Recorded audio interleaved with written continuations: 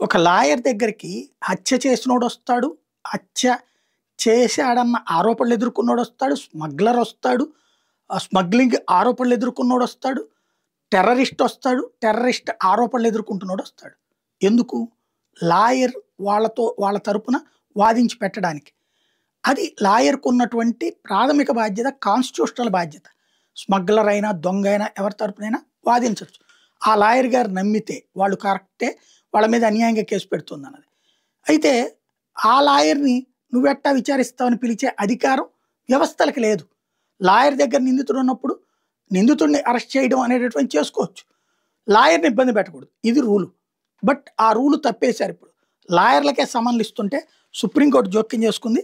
Criminal కేసులో నిందితులకి న్యాయ సలహా ఇచ్చే న్యాయవాదులకి ఏకపక్షం సమన్లు జారీ చేసే అధికారం దర్యాప్తు సంస్థలకి, దర్యాప్తు అధికారికి లేదని సుప్రీంకోర్టు తేల్చి చెప్పింది.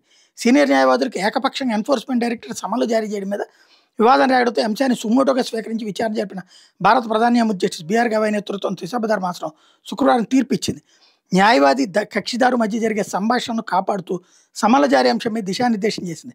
భారతీయ సాక్ష్య అధినియం బిఎస్సిలో సెక్షన్ 132 న్యాయవాది కక్షిదారు సంబంధాన్ని స్పష్టంగా నిర్వచించిందని, కాబట్టి ఈ కేసులో తాము ప్రత్యేకంగా ఎలాంటి మార్గదర్శకాలను జారీ చేయడం లేదని చెప్పింది.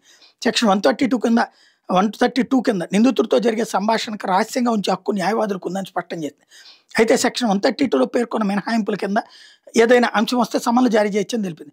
మినహాయింపులు ఏ నిబంధన కింద జారీ చేస్తున్నారో విచారణాధికారి స్పష్టం చేయాలని, అదే సమయంలో సూపరింటెండెంట్ ఆఫ్ పోలీస్ స్థాయి కంటే తక్కువ ర్యాంకులో లేని అధికారి అంగీకారం తీసుకోవాలని తెలిపింది.